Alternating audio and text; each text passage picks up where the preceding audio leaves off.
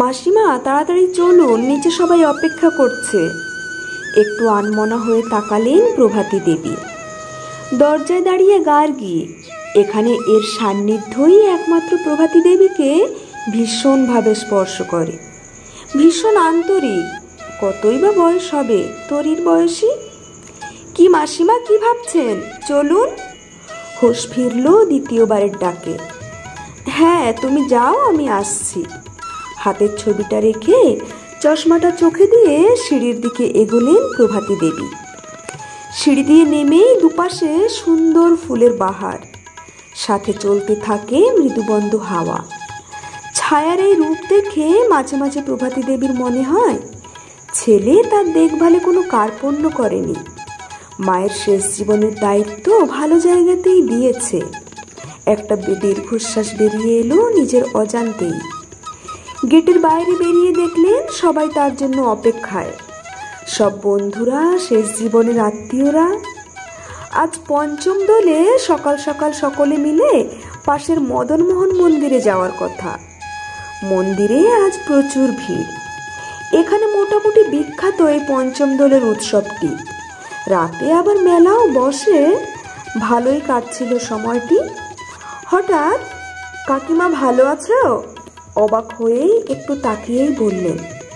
চেনা লাগছে, কে বলো তো? কাকিমা, শুভ, তোমাদের শ্যামবাজার বাড়ির পাড়ায় থাকি। বুঝতে পেরেছি। কেমন আছিস বাবা? সব ভালো তো? বললেন প্রভাতী দেবী। পাশে বউয়ের দিকে তাকিয়ে শুভ বলল, কেকা প্রণাম করো কাকিমাকে। তোমাকে বলেছিলাম না আমাদের পাড়ার জুয়েল রণদার কথা, তার মা। কেকা তাড়াতাড়ি টুক করে প্রণাম সারল। সোনারপুরে আমার শ্বশুর বাড়ি, আগের বছর বিয়ে করেছি। তা কাকিমা, তোমার ইয়েটা মানে আশ্রমটা কি কাছেই? একটু যেন লজ্জা পেয়েই বলল শুভ। কেকার সাথে আলাপ করার অছিলায় শুধু হুঁতেই কাজ সারলেন প্রভাতী দেবী। রণদা তো কলকাতায় এখন, না? বেশ উত্তেজনামূলক প্রশ্ন শুভর। তার থেকেও বেশি উত্তেজনা লক্ষ্য করা গেল প্রভাতী দেবীর চোখে মুখে। হতভম্ব হয়ে গেলেন। না, আসলে কাল গড়িয়াহাটে তরি বৌদিকে দেখলাম মনে হলো। ভুল হতে পারি। আচ্ছা কাকিমা, আসি আজ। কোনো রকমে তুতলিয়ে কথাটা বলেই একরকম পালিয়েই গেল শুভ। আশ্রমে ফিরলেই রামলাল বলল, মাঝি ফোন ছিল, বলেছি 12 বাজকে পার করতে। ঘড়িতে 12টা বাজতে বেশি বাকি নেই। অগত্যা ওখানে সোফাতে একটু ঠান্ডাতে বসে পড়লেন প্রভাতী দেবী। মনে চলছে নানা প্রশ্ন। বাবু কলকাতায়? 5 দিন আগে দোল গেল, হয়তো এসেছে। তরির বাপের বাড়ি উঠেছে, আর কোথায় উঠবে? শ্যামবাজারের বাড়িটাও তো বিক্রি করে দিল। 6 বছর হলো চাকরি করছে, তখন থেকেই ব্যাঙ্গালোরে। বছরখানেক পর বিয়ে করে তরিকে নিয়ে চলে গেল সাত তাড়াতাড়ি। মনে মনে ভাবতে লাগলেন প্রভাতী দেবী যে তিনি চিরকালের একা। বাবুর বাবা চলে গেলেন, বাবু তখন ইঞ্জিনিয়ারিং পড়ছে। কলকাতায় বড় বাড়ি আঁকড়ে পড়ে থাকতেন তিনি আর তাদের পুরনো কাজের লোক নকুর। দিব্যি চলছিল। হঠাৎ বছর 3 আগে এসে বাড়ি বিক্রির কথা বলল বাবু। একটু অবাক, কিন্তু ওর জোরের সাথে কখনো পেরে ওঠেনি প্রভাতী দেবী।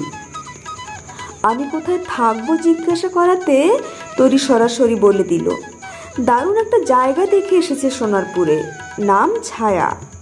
ওখানে নাকি দারুণ সময় কাটবে, অনেক বান্ধবী হবে এই বয়সে। কথাগুলোর এত জোর ছিল যে পেনশন হোল্ডার হয়েও নিজের মতামতটুকু বলে উঠতে পারেননি তিনি। তাই আজ এখানে এই সোফায় বসে। মাঝি, ফোনটা নিন। তন্দ্রাটা ভাঙল রামলালের কথায়। ফোনটা কানে নিতেই, মামিমা, আমি পঞ্চু, অনেক কষ্টে তোমার নম্বরটা পেলাম। বল, সব ভালো তো? ওসব ছাড়ো, আগে বলো রণ কি কলকাতায় চলে এসেছে? না তো। না বললে হবে। ওর বউ একটা স্কুলে পড়ায়, উত্তরীয় বালিকা বিদ্যালয়। আজও কি ভীষণ বাজে বকে ছেলেটা। প্রভাতী দেবী একটু গলা চড়িয়ে বললেন, আগের সপ্তাহে মানি অর্ডার এসেছে ব্যাঙ্গালোর থেকে। ধুস, হতেই পারে না। ওর বউয়ের স্কুলের পাশের বাড়িতে আমার শালার প্রমোটিং অফিস। 2 সপ্তাহ শালা ঘুরতে গেছে আমার উপর দায়িত্ব দিয়ে। আমি রনের বউকে 3 দিন পর পর দেখে তোমায় ফোন করলাম। গলাটা চড়িয়েই প্রভাতী দেবী বললেন, প্রমাণ দিতে পারবি? তৈরি ছিল পঞ্চু, বলল, কাল সকালে 11টায় যদিও স্কুলে যায় তোমায় ফোন করব, বিকেলে তৈরি থেকো, আমি নিজে নিয়ে আসবো 3টে নাগাদ।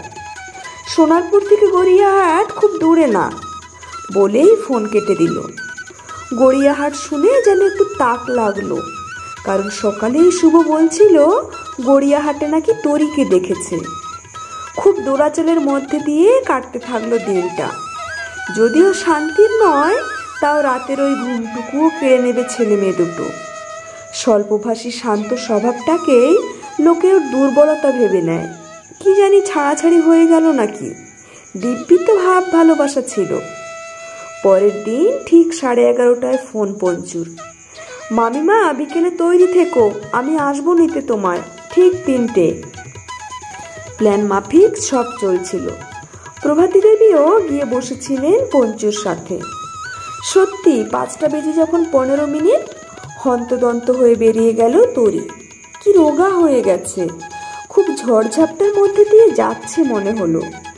ভাবতে ভাবতেই ও চোখের বাইরে চলে গেল। কিন্তু এবার কি হবে, সত্যিটাই বা কিভাবে জানবে? রোজ রোজ আসাও সম্ভব না। বাবু তো 6-7 মাস ফোন ধরা করা ছেড়েই দিয়েছে। তরি তাও মাসে 1বার কি 2বার করে। নিজের পেটের ছেলের 6-7 মাসে একবার মার গলাটা পর্যন্ত শুনতে ইচ্ছে হয়নি, তাই প্রভাতী দেবীও অভিমানের পাহাড় সরিয়ে আর ফোন করেন না। কিন্তু আজ করবে, জানতেই হবে কি হয়েছে। আশ্রমে ফিরেই রামলালকে একটা নম্বর দিয়ে বলল ফোন করতে। মাঝি সুইচ অফ বলছে। সেটাই তো স্বাভাবিক, ছাড়াছাড়ি হলে কি আর পুরনো নম্বর কেউ রাখে? অফিসের নম্বরে একটা ফোন করে দেখা যাক। সবে 6:30। বাবু অনেক রাত অবধি থাকে বলে জানি। আবার রামলালকে অফিসের নম্বরটা দিয়ে অপেক্ষা করতে থাকলেন প্রভাতী দেবী। মাঝি বলে ফোনটা এগিয়ে দেয় রামলাল।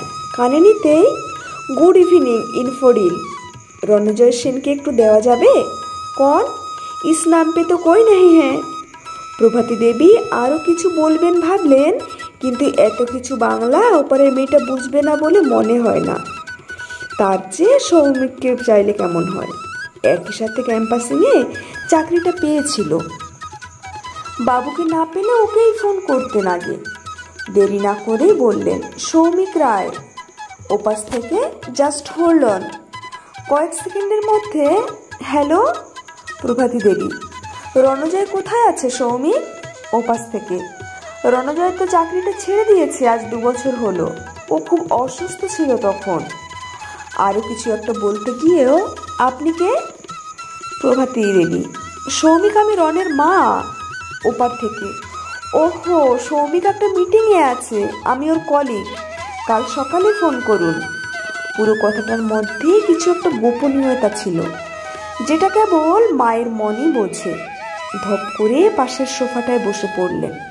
রামলাল চেঁচিয়ে উঠল, মাঝি তাবিয়ত ঠিক লাগছে নাকি? গার্গী দিদি তাড়াতাড়ি আসেন, মাঝিকার তাবিয়ত ঠিক নেই। সবাই ধরাধরি করে ঘরে নিয়ে গেল। ডাক্তার এসে বললেন কাছের লোককে খবর দেওয়া উচিত, উনি মেন্টাল ট্রমার মধ্যে আছেন। গার্গী দেবী রেজিস্টার খুলে নম্বর বের করে ফোন করলেন। তরি দেবী বলছেন, ম্যাডাম একটু আসতে পারবেন? প্রভাতী দেবী হঠাৎ অসুস্থ হয়ে পড়েছেন। একটা ফোন করতেই হঠাৎ, না চিন্তার কিছু নেই, আপনি আসুন। রাত 8টায় তরি আসলো আশ্রমে। ঢোকার সাথে সাথে গার্গী একটা ফর্ম ধরিয়ে দিল। জিজ্ঞাসা করাতে বলল, রাত 8টার পর ভিজিটার আসলে তার ফর্মালিটিস। ঘরে ঢুকতেই তরির দিকে এমন করে তাকালেন প্রভাতী দেবী, তরি একটু নড়ে গেল ভেতর থেকে। কোনো ভূমিকা ছাড়াই চিৎকার করে উঠলেন প্রভাতী দেবী, বাবুর কি হয়েছে? তরি বলল, তুমি কি করে জানলে? প্রভাতী দেবী, আমি ওর অফিসে ফোন করেছিলাম। হাউ হাউ করে কেঁদে উঠল তরি। মাগো আমি পারলাম না, হেরে গেলাম। লিভার ক্যান্সার, পাক্কা 4 বছর ভুগলো। খরচ টানতে পারছিলাম না বলে তোমার ওই বাড়ি আমি বিক্রি করেছিলাম মা, ক্ষমা করো আমায়। কলকাতা থেকে ফিরে গিয়ে আরও 1 বছর অফিস করেছিল, তারপর সেটাও বন্ধ। কতবার চেয়েছিলাম তোমায় জানাতে, আমায় দিব্যি দিয়েছিল। আমি পারিনি মা ওর দিব্যিকে উপেক্ষা করতে। এই জন্যেই আমি তোমায় ব্যাঙ্গালোরে নিতে চাইনি। প্রভাতী দেবী পুরো নিশ্চল, শুষ্ক চোখ, খালি ঠোঁট দুটো কেঁপে উঠেছে। তাহলে ওই মানি অর্ডার? তরি বলল, মা আগস্টে ও চলে যাওয়ার পর আমি সেপ্টেম্বরে কলকাতায় ফিরে এসে একটা স্কুলে চাকরি নিই। ক্লারিক্যাল পোস্ট আর বাড়ি বিক্রির কিছু টাকা ব্যাংকে রেখে তার ইন্টারেস্ট, এতে যা হয় ওখান থেকেই প্রতি মাসে 7,000 টাকা পাঠিয়ে দিই সৌমেনদার অ্যাকাউন্টে। উনি এখানে মানি অর্ডার করেন। স্থির হয়ে গেলেন প্রভাতী দেবী। তরি জোরে জোরে ধাক্কা দিতে থাকলো, জড়িয়ে ধরে বলল, মা গো তুমি এভাবে থেমে যেও না, তাহলে আমার এই লড়াইটাও থেমে যাবে গো মা। পায়ে লুটিয়ে পড়ল। প্রভাতী দেবীর বুকটা খা খা করে উঠল। নিজের ছেলের থেকে বেশি কষ্ট লাগতে লাগলো পায়ে আঁকড়ে থাকা পরের মেয়েটির উপর। কেন ওর জন্য এত কষ্ট হচ্ছে? কখনো তো কোনো হিততাই গড়ে ওঠেনি ওর সাথে। নিজের ছেলে হারানোর শোকটুকুকে স্পর্শ করতে চাইলেও কেন পারছে না? অথচ দিনের পর দিন বাবুর সব খারাপ কাজের জন্য পরোক্ষভাবে হলেও এই মেয়েটাকেই দায়ী করে এসেছেন তিনি। হায় রে পোড়া মন, তোকে বুঝবে কার সাধ্যি? দুহাত বাড়িয়ে তুলে নিলেন তরিকে, মুখে খালি বললেন, মা রে। তরিও জড়িয়ে ধরল মা গো বলে। বুকের সব কঠিন ব্যথা বেরিয়ে এলো তরল হয়ে। আজ দুজনই দুজনের মা, কেউ নামে তো কেউ দায়িত্বে। এত কষ্ট বুকে রেখে তুই আজ জিতে গেলি মা মাতৃত্বে। কলমে অনিন্দিতা।